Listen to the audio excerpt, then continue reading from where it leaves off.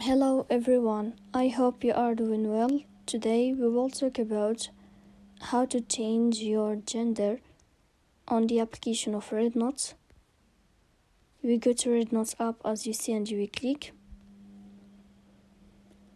Then we click in the sign of me and you will enter. Here we click in the sign of edit profile. After that, in this page you will find the sign of gender and you will click. And here in this list you can choose or select your gender, and then we click here on confirm to change your gender as you see.